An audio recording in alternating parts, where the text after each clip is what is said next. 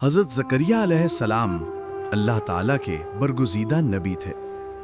आपका ताल्लुक़ हज़रत सुलेमान अलैहिस्सलाम के ख़ानदान से था और आप मस्जिद अक़सा के खादिम थे। आप नेक, परहेज़गार और अल्लाह के ज़िक्र में मशगूल रहने वाले इंसान थे। ज़करिया अलैहिस्सलाम की बीवी हज़रत मरियम अलैहिस्सलाम की खाला थीं, इसलिए वो हज़रत मरियम की किफ़ालत भी करते थे। कुरान में आता है कि जब भी हज़रत ज़करिया मरियम के हुजरे में दाखिल होते तो वहाँ बेमौसम के फल और रिज़्क़ पाया करते। ये देखकर वो हैरान होते और पूछते, ए मरियम, ये रिज़्क़ कहाँ से आता है? मरियम अलैहिस्सलाम जवाब देती, ये अल्लाह की तरफ से है। बेशक अल्लाह जिसे चाहता है बेहिसाब रिज़्क़ देता है। ये मंजर देखकर हज़रत ज़करिया के दिल में एक दुआ जागी।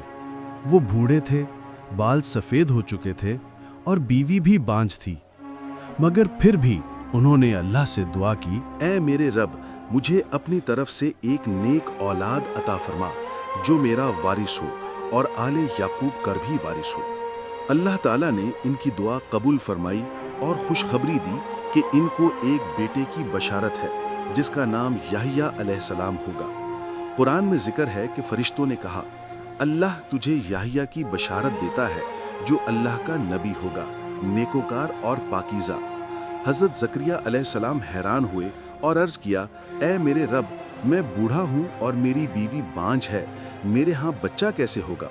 अल्लाह ने फरमाया, ये मेरे लिए आसान है, जैसे मैंने तुझे पैदा किया जबकि तू कुछ भी ना था। इस वाक़े का सबक ये है कि अल्लाह के लिए कुछ भी नामुमकिन नहीं। जब इंसान खुलूसे दिल से दुआ करता है और अल्लाह पर यकीन रखता है तो अल्लाह अपनी कुदरत से ऐसे दरवाजे खोल देता है जो इंसान के वहमो गुमान में भी नहीं होते।